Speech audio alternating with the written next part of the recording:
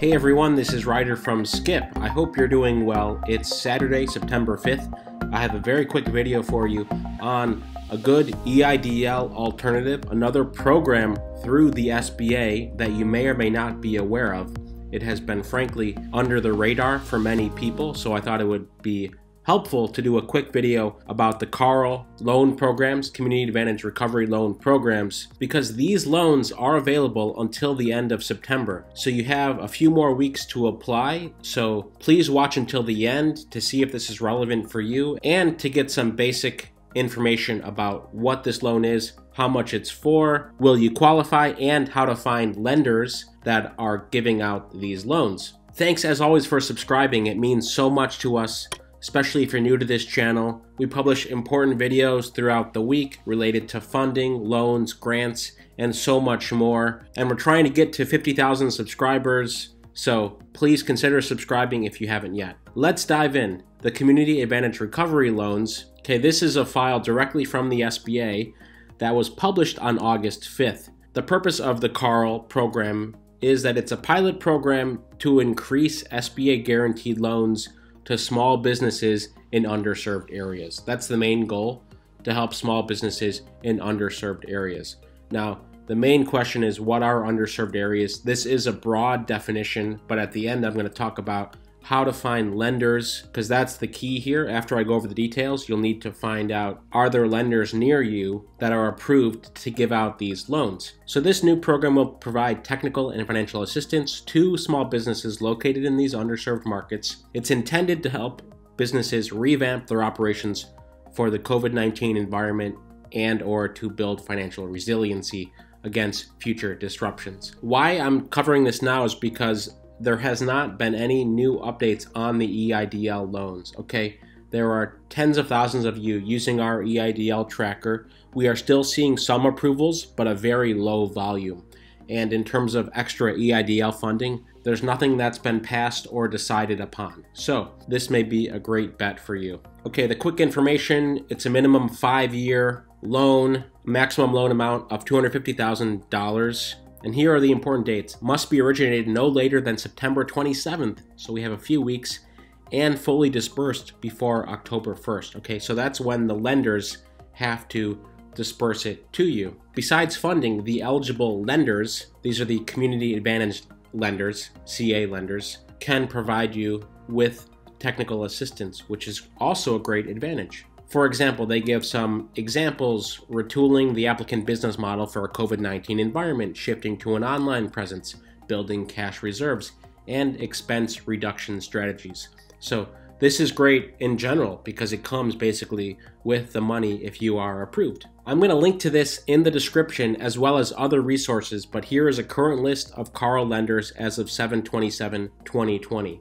Okay, so you can look at your state. A lot of these are CDCs, Community Development Corporations, but they are all over. You can take a look at this list or visit these funds here. And I want to point out a few more resources. Here is the Community Advantage Participant Guide. Again, you don't really need to know this, but this is the guide lenders would have used to figure out if they can participate as a CA lender and qualify. They all have to be qualified to become a Community Advantage lender. So here are the types of organizations: SBA authorized CDCs, SBA authorized microloan program intermediaries, SBA authorized intermediary lending pilot, ILP. Again, a lot of jargon here, but the bottom line is all of the lenders would be approved, and the key would be just to find a lender to learn more about this process and if they are still accepting applications. Again, here's an announcement from July that goes over some of the details I just talked about. Also, Fundera does a great recap of what these CARL loans are as well.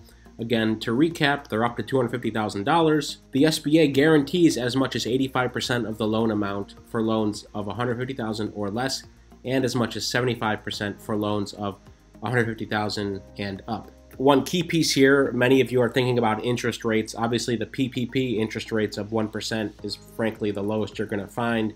Of course, many of you just want grants and are hoping that the EIDL grant pot of money will be replenished and all of us will be eligible for the full $10,000 as initially promised. But as an alternative, here are some of the interest rates. The SBA sets a maximum rate of a prime rate plus 6% for these loans. So generally, SBA Community Advantage loan rates range from 7 to 9%. Okay, it's not nothing. Obviously, it's less than credit card interest rates, which can range 15 to 20% or higher. And the repayment terms vary, maximum of 10 years, or the useful life of the equipment, maximum of 10 years for working capital, and maximum 25 years for real estate. Another important part, what can this be used for?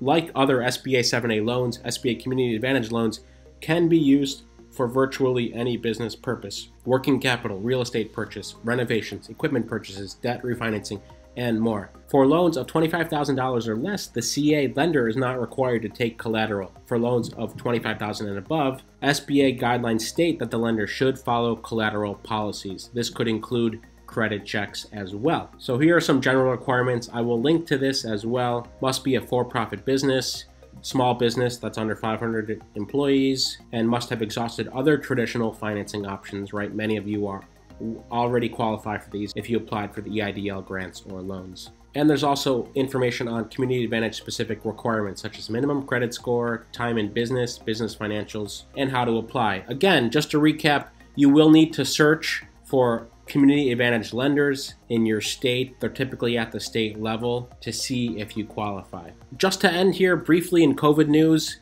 the infections continue to go down. They're kind of flat over the last week, but on a downward trajectory, which is great. And the deaths are going down as well, which is really good news because they'd been around 1,000 per day for some time, and now they're dipping down to a 7-day average of closer to 800. So that's really promising news, especially with all of the schools and universities that have reopened. Finally, this past week, we published a ton on our blog, including travel rules. If you're even thinking about that, you might not even be thinking about that, but basically, there are still many restrictions, so we gave you the latest updates on travel, especially if you're thinking about Europe. Also, if you're thinking of shutting down your business, what you need to do, so it's a good idea to check out just to keep in mind. And 6 voter resources that are very helpful. They're bipartisan if you have any questions, because we are now officially less than 2 months away from the 2020 election. And finally, if you haven't yet, you can go to trackyourballot.org and you're redirected here. This is our free mail-in ballot tracker. If you are thinking about doing mail-in voting, which the majority of US voters will do this year, here is information for you specific to your state.